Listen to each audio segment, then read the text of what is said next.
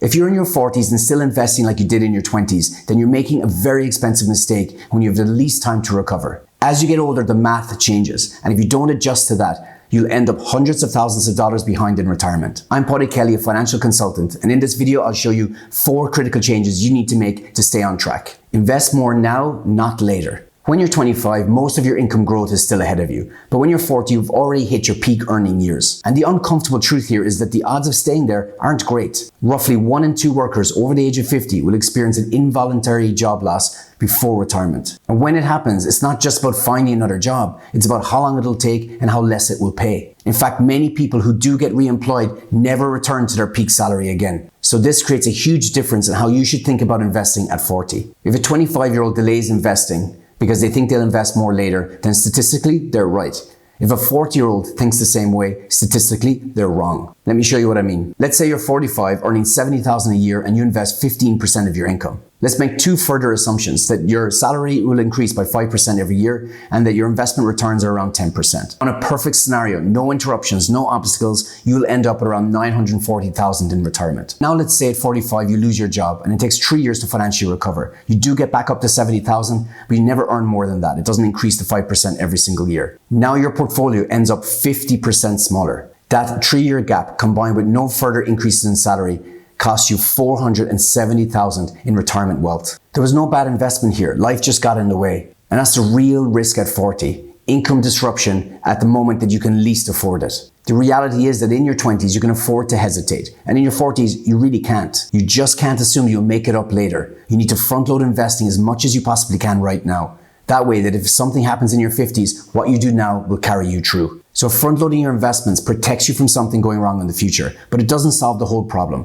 Even if everything goes perfectly, the math is fundamentally different at 40 than it is at 20. Some other things need to change. Stop investing small, start investing big. At 20, you're time rich. You have more years ahead of you than you have behind you. And when it comes to investing, time is the greatest multiplier. If a 20-year-old invests $300 a month at a return of 7% until the age of 65, they end up at $1 million. They only contributed $162,000. The other $800,000 or so comes from compounding and time. So in your 20s, you don't need to be perfect. You just need to start. But in your 40s, the reality is very different. Same $300 a month, same 7% return, and you also invest until the age of 65, but you only end up with $240,000. That's a difference of $700,000 or so just because you started later. Same effort, completely different outcome. And so this is the point that most people miss. At 20, starting is enough. And at 40, starting is just not enough. Now you have more years behind you than you do ahead of you. So compounding still works, but your runway is much, much shorter. And when people realize this, then they try to make up for lost time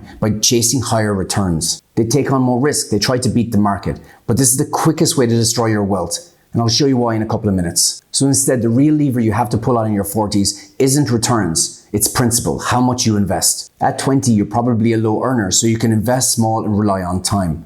But in your 40s, you're a high earner, but short on time. So your financial future, your financial wealth relies heavily on how much you invest. So for example, let's say you want to hit the same $1 million at 40. Well, then you need bigger inputs. $300 a month is no longer good enough. You need about $1,000 a month. That's the trade-off here. Start early, invest small. Start late, invest big. Now the exact number you need to invest depends on a few things: how much you've already invested, what your current rate of return, what your goals are, and what timeline. Maybe you don't even want $1 million. Maybe you want double that or less than that. But the great thing is you don't have to guess. You can just put all of this information into a compound interest calculator that you can find anywhere on the internet. And it will tell you exactly how much you need to put in every single month to hit your goal. And if you're looking at that number and thinking, I don't have that kind of money, then that's perfectly normal. But it's also solvable. I made this video breaking down how you can build $1 million in wealth starting at 0 at 40. And in it, I show how you can increase your investment contributions by $1,000 a month. It's very realistic, so check that video out. So increasing contributions solves the math problem, but it exposes the behavioral one. Because at 40, you don't just need to invest more, you also need to invest more consistently. Because missing time now comes with a huge cost. Move from inconsistent to consistent. In your 20s, inconsistency is normal.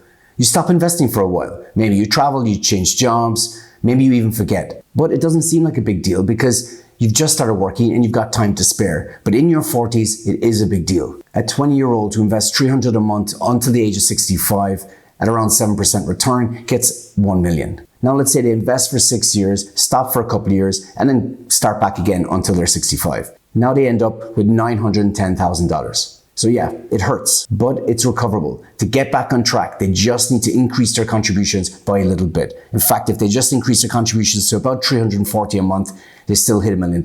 Now let's apply the same inconsistency to you at 40.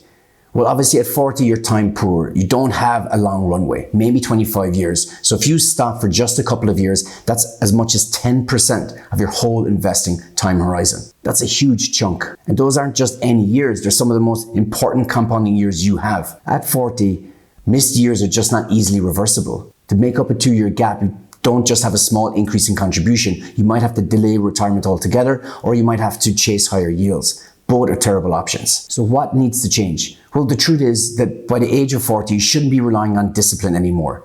By its very nature, discipline is inconsistent. Some days you have motivation, some days you don't. You have a plan and life just always gets in the way. At 40, you need a system because systems don't care about how you feel. They work in the background, whether you're busy, stressed, on holiday, whatever it is, they're working perfectly fine without you. So if you don't have a financial system, then here's a simple framework you can use to make sure you're never inconsistent again. It's called the AUTO framework. So let's start with A, absolute obligations. So first, automate the non-negotiables that's required to live. These are things like rent, utilities, insurance, minimum debt payments. Everything that takes care of your survival needs goes here. Then you have U for upgrades. So here you automate money for the things that improve your life in the future. These are investments in education, skills, better health. All of these are quality of life multipliers. If you invest a little bit here, you'll be a healthier, wealthier version of you. Step 3 in the framework is T for treats. Here you automate money to save for big events. Things that when you spend money on them, you get big memories. That might include a holiday, a dream car, a family trip. Looking back, life tends to come down to just these big moments. So save for them, have fun. So then we come to the final step, O for optimization. Here you want to automate the money that's required to strengthen your financial future. This includes money paid into emergency funds, into your investment fund, into your retirement fund. This is the part that makes your financial future stronger every single month without you ever having to think about it. If you have something left over after all of this, then you can just simply reallocate it to one of these areas. Or you can spend it guilt-free, knowing that you're already taking care of everything. Well, of course, not everything, because you still don't know what to invest in. When you're in your 20s, you typically are impatient and you don't have a lot of money. And it's that combo that makes you see investing very differently. Because when you want quick results and you don't have a lot of money to spread around, you end up putting all your hope into 1 or 2 stocks. You end up treating investing like buying a lottery ticket. If you get lucky, it changes your life. If you don't, well, it was a long shot anyway. You're still young enough to fail and live to fight another day. Needless to say, if you're a 40-year-old investor, this cannot be your approach. At this stage of life, it's the complete opposite.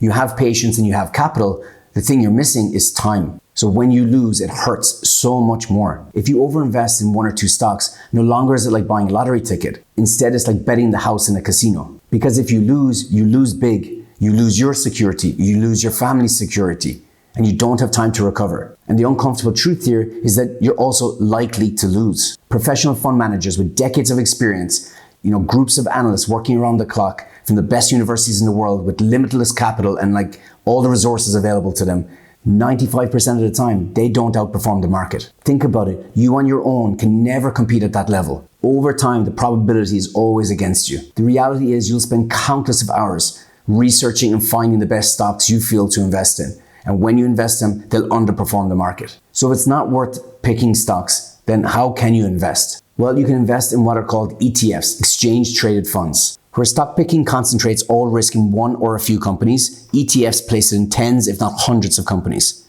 So essentially, instead of buying individual stocks, you're buying markets. This dramatically diversifies your investment and lowers your risk. There are many different ETFs that you can invest in. And in fact, it may be the case that you can invest in some of them through a tax-efficient account. So it's worth Googling all of this before you get started. In your 40s, you can still take risks, but you need to take calculated risks. And choosing to invest in ETFs over stock picking is a very clever way of doing that. Now, the truth of the matter is that these are not the only big changes you need to make if you're investing at 40 like you're 20. For example, in your 20s, you can somewhat ignore taxes, but in your 40s, understanding taxes and especially how they relate to investments can save you tens of thousands over the next couple of decades. Another one is that in your 20s, you have the luxury of seeing market crashes as just opportunities. Your portfolio can take a hit, you can pick up some bargains, and over time it all just works out in your favor. But in your 40s, it's completely different. In your 40s, a market crash can completely derail your retirement. And the final one to think about is lifestyle creep. Because in your 20s, it's perfectly natural that as you start earning, you start spending more. Your lifestyle rises as you earn more. But in your 40s, lifestyle creep comes at a huge opportunity cost.